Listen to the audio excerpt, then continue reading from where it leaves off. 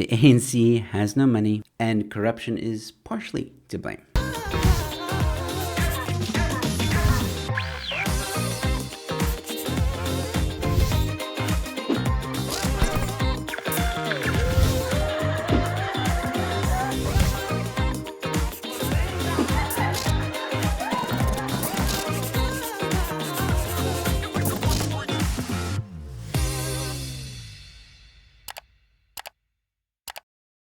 Please go check out www.rebelstoreza.com.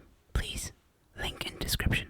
Thank you. Hello everyone and welcome to the Joe Emilio Show. This is another edition of In My Honest Opinion, where I, give my honest opinion on topics, issues, and other things that I may find interesting, and sometimes it turns into a rant. Okay, so on the 15th of January 2021, the president had an interview with Eyewitness News. The full article is linked in the description below, but here's some interesting things. President Cyril Ramaphosa has made a chilling admission that government has no money to support families left with no incomes as a result of COVID-19 lockdown restrictions.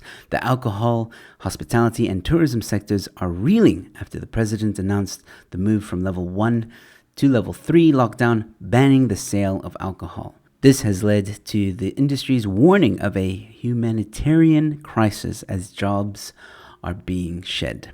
Yes, it's that bad. Thousands have now become unemployed, and thousands of businesses have had to shut their doors, which increases the unemployment as well. Just take a moment to think for a second, who in your area has had to shut down their businesses? How many friends do you have that have told you that they've had to shut down their businesses or lost their jobs? We do not have the money. That's the simple truth that has to be put out there. We are constrained from a financing point of view. Then the journalist states and asks, but government has an obligation to both save lives and protect livelihoods. So is the ANC's government's corruption and mismanagement of the fiscus the reason the state can't meet its obligation?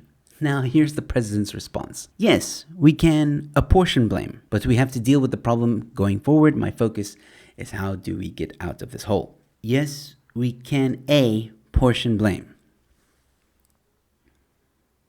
Look, I'm not going to bash the president on his English skills. Okay, that's not what I mean to do here.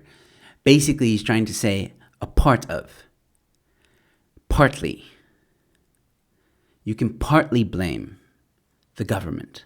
No, you can entirely blame the government. President Ramaphosa wants you to believe that the reason why the government is struggling so much at the moment, it's not just because of the corruption, but it's also because of the pandemic. So I want to know, Mr. President, is this the portion you speak of? 500 million wasted on incomplete COVID-19 hospital on West Rand. Cost of SAA bailout has risen to 14 billion rand. ANC councillors looting food parcels, a disgrace to decency. Theft of taxpayers' money has cost us roughly 1.5 trillion. Sorry, Mr. President, but you're not fooling me. In my honest opinion, the ANC is the worst pandemic South Africa has ever had to endure. 27 years of the ANC ruling South Africa, and South Africa has gotten worse. The ANC had 27 years to grow South Africa, to uplift the people. And you know what? For a small window, the ANC was doing it. There was a time when there was 23% unemployment, the GDP was rising, and then corruption just veered its ugly head. I touched on this in one of my previous episodes, ANC Exposed. Please go check it out. Link in the description below. Look, I'm not buying what you're selling, Mr. President. And you know what, Mr. President? Now thousands, if not millions of people will starve. Now, obviously the mainstream media is not going to say that to the president. So instead they kind of say this. While government figures out how to get out of the hole, people are suffering. And the president says, I'm sad about this. You're sad? Please spare me the crocodile tears, Mr. President. While you sit in your 30 million rand house, you want me to believe that you're sad? And that's just one of your properties. Yeah, you must be so heartbroken. Why don't you take one of your properties, if not half of them, all right, and sell some of them? Why don't you sell some of your properties, Mr. President, and give it to the people? You know, you want to claim to be this Robin Hood. Why not? Why not do it? Help the people, Mr. President, if you really care.